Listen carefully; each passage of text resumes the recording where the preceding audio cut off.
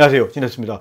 요즘은 거의 모든 노트북 제조사들이 크리에이터용이라는 이름을 달고 노트북을 출시를 많이 하고 있습니다. 실제로 예전보다도 크리에이터 시장이 많이 커진 게 사실이에요. 뭐 영상 편집이라든지 그래픽 작업이라든지 이런 부분이 좀 많은 비중을 차지하게 됐죠. 그래서 에이수스에서도 비보북 프로 라인업들을 점점 더 이렇게 넓혀가고 있습니다. 그 중에서 가격대 사양 이런 밸런스가 참 잘 맞는 그런 제품이 하나 있어서 가지고 왔고요. 어떤 제품인지 만나보도록 하겠습니다.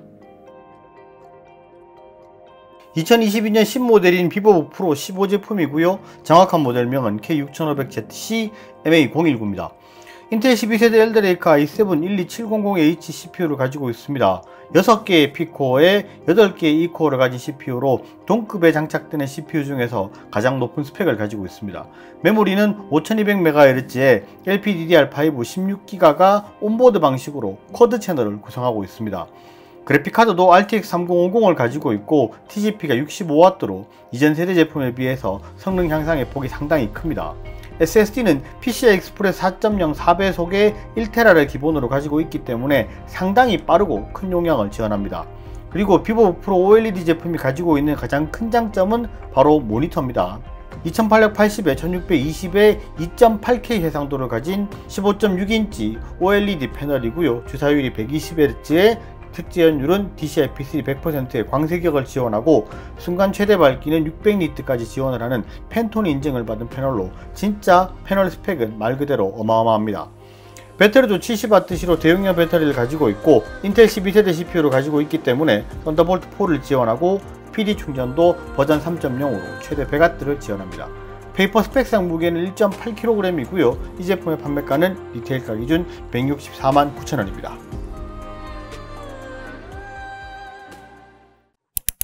하드웨어적인 부분에 대해서는 부연 설명을 조금 많이 해야 될 것 같습니다. 제일 먼저 모니터에 대한 부분을 살펴보면 15.6인치의 2.8K 해상도예요. 정확히는 2880 곱하기 1620으로 해상도가 상당히 높습니다. 예전에는 왜 그런 얘기들을 했었죠. OLED 같은 경우에는 픽셀의 배치가 일반 LCD랑은 조금 다르기 때문에 FHD에서는 가독성에 조금 문제가 있을 수 있다, 이런 이야기들을 했었습니다. 그런데 이게 이 정도로 해상도가 높아져 버리면 가독성이나 이런 부분에 대해서는 사실 뭐 이야기할 필요가 없을 정도 수준으로 굉장히 해상도가 좋다라고 볼 수 있고, 주사율이 120Hz입니다. OLED 120Hz 같은 경우에는 일반 이제 LCD랑은 조금 다르다고 보셔야 돼요. 원래 OLED 패널 같은 경우에는 잔상이 굉장히 적기 때문에 일반 LCD보다도 이제 뭐 주사율이라든지 이런 부분을 훨씬 더 높게 체감이 되거든요. 그러니까 OLED 120Hz면 일반 뭐 LCD 기준으로 봤을 때는 160Hz 이상의 그런 만족감을 느낄 수 있기 때문에 상당히 주사율은 우수하다고 볼 수 있고요.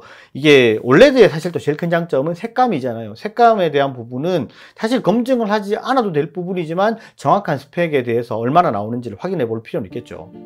패널의 검증을 위해서 스파이더로 한번 찍어보면 sRGB 100%, NTSC 94%, 어도비 RGB 95%, DCI-P3 100%로 측정이 되고 최대 밝기는 589.5니트로 측정이 되었고 평균 밝기는 411.9니트로 측정됐습니다. 단순히 스펙만 보면 스펙이 상당히 높네 라고 생각이 드는데, 정확히 어느 정도의 색감과 화질을 가지고 있는지는 숫자로는 느껴지지가 않죠.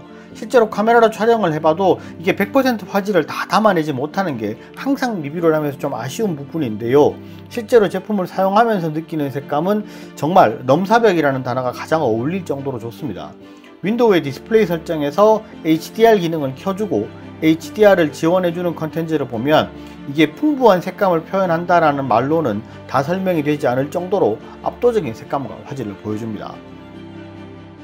그리고 확장 포트가 이전 세대에 비해서 많이 좋아졌습니다. 오른쪽에는 기본적으로 전원 단자, 그리고 USB 3.2 타입 A 단자가 있고 HDMI는 버전 2.1로 4K 120Hz까지 출력을 지원합니다.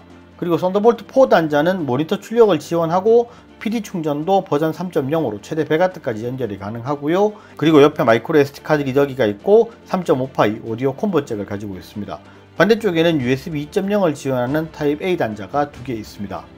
내부를 살펴보면 이전의 비보북 프로 제품들보다도 쿨링 시스템이 업그레이드가 됐다는 게 보입니다. 쿨링 팬을 듀얼로 가지고 있고 히트 파이프도 이전 세대에 비해서는 조금 더 두꺼워지고 튼실해졌습니다. 그리고 SSD는 PCI Express 4.0 4배속을 지원하는 제품이 기본 장착이 되는데, 이번에 입고된 제품은 삼성 SSD가 장착이 되어서 읽기, 쓰기 속도가 상당히 우수합니다. SSD 같은 경우에는 생산 시기에 따라서 약간씩 제품의 차이가 있을 수는 있습니다만 동급의 성능을 가진 제품이 항상 장착이 됩니다. 그리고 CPU는 i7-12790H, 그러니까 6개의 P코어와 8개의 E코어를 가진 제품입니다. 사실 12세대 엘더레이크 같은 경우에는 성능적인 면에서 굉장히 많은 발전이 있다, 이렇게들 평가를 하고 있고, 실제로 또 그렇기 때문에 뭐 CPU에 대한 부분은 큰 불만이 없을 거라고 생각을 하고 상당히 높은 CPU이고요. 메모리는 LPDDR5 16기가 5200MHz가 달려 있습니다. 그러니까 이제 DDR5 중에서 가장 높은 스펙이에요. 그게 쿼드 채널을 구성하고 있기 때문에 16기가라 하더라도 우리가 알고 있는 일반 16기가보다도 성능이 조금 더 잘 나온다. 채널 구성이 워낙 잘 되어 있기 때문에 그렇게 보시면 될 것 같고, 단 한 가지 아쉬운 점은 이제 확장이 안 된다, 이런 부분이 조금 아쉽기는 합니다. 그리고 그래픽카드 같은 경우에는 RTX 3050인데 이전의 비보북 프로 시리즈들은 TGP가 상당히 낮았는데 이건 TGP 세팅이 65W로 되어 있습니다. 그렇기 때문에 뭐 그래픽카드 성능이 상당히 좀 우수하다라고 볼 수 있고, 이게 사실 이게 게임용은 아니지만 3050을 가지고 있고 또 OLED 120Hz고 이렇기 때문에 CPU도 높고 이렇습니다. 그러니까 게임용으로 쓰셔도 굉장히 만족도가 높을 수 있는 그런 사양이라고 보시면 될 것 같습니다. 자, 간단하게 하드웨어적인 부분을 쭉 살펴봤는데 실제로 업그레이드 된 부분이 상당히 많기 때문에 이게 스펙을 설명하는 게 조금 이렇게 영상이 길어졌습니다. 이제 본격적으로 성능에 대해서 검증을 좀 해봐야 되는데, 이게 게이밍 제품이 아니기 때문에 굳이 이렇게 또 벤치마크를 돌리는 게 큰 의미가 있겠나 싶기는 하지만, 그래도 성능을 알아볼 수 있는 척도는 벤치마크가 가장 확실한 부분이니까 시네벤치랑 파이어 스트라이커까지 쭉 한번 돌려봤습니다. 같이 한번 확인해 보시죠. CPU랑 전반적인 사양이 상당히 높기 때문에 전체적인 성능도 상당히 높습니다. 시네벤치 R23을 돌려봤을 때 성능 모드에서는 멀티코어 점수 13225점을 기록했고, 이때 온도를 살펴보면 순간 최고 온도는 96도를 기록했고요. 평균 구동 온도는 88도에서 90도로 작동을 했습니다. 이때 팬의 속도와 소음을 확인해보면 CPU 팬은 최고 5100rpm, GPU 팬은 5500rpm으로 작동했고, 이때 소음은 48.5dB로 뽑아내는 성능에 비해서는 상당히 조용한 편이었습니다. 그리고 팬을 강제로 최대 RPM으로 작동을 하게 하는 최대 속도 모드에서는 멀티코어 점수가 13523점을 기록했고, 이때 온도를 살펴보면 최고 온도는 94도, 평균 구동 온도는 84에서 87도로 작동을 했고요. 팬의 속도와 소음을 확인해보면 CPU 팬은 최고 5800rpm, GPU 팬은 최고 7100rpm을 작동했고, 이때 소음은 53.4dB로 소음이 올라가는 것에 비해서는 성능 향상 폭이 그리 크지 않은 것이 확인이 되었습니다. 그래서 이후의 모든 테스트는 성능 모드로 진행을 하도록 하겠습니다. 파이어 스트라이크 구동 시에는 그래픽 스코어가 12638점, 피직스 스코어가 26830점, 컴바인 스코어 4692점, 전체 점수 11594점을 기록했고요. 이때 온도는 CPU와 GPU 온도가 60도 후반에서 70도 초반대를 형성하고 있고, CPU 성능 측정 구간인 피직스 구간에서만 92도로 약간 높은 온도를 기록했습니다. 그리고 다음 타임스파이 점수는 그래픽 스코어 4856점, CPU 스코어가 11499점, 전체 점수 5316점을 기록했고요. 이때의 온도도 파이어 스트라이크와 크게 다르지는 않았습니다. 그리고 그래픽 편집 프로그램 중에서 많이 상위급에 속하는 프로그램이죠. 블렌더의 벤치를 돌려보면 시크릿 디어는 성능 모드 기준으로 7분 03초 34, 시노사우리 TX 프라임은 14분 02초 40으로 상당히 높은 수준의 성능을 보였습니다.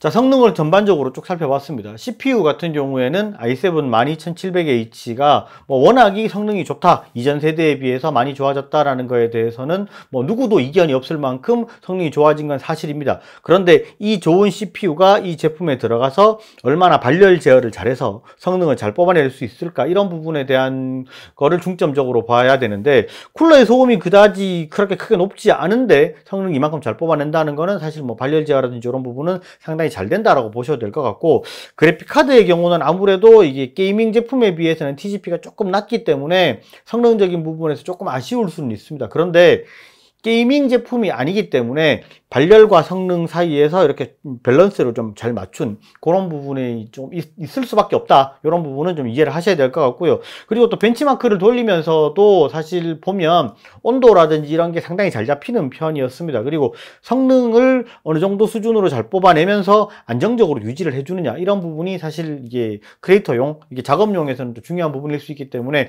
거기에는 상당히 밸런스가 잘 맞춰져 있다, 이렇게 보시면 될 것 같습니다. 자, 그럼 이제 현실적인 이야기를 한번 해보도록 하겠습니다. 이 제품이 판매가가 리테일가 기준 164만 9천 원입니다.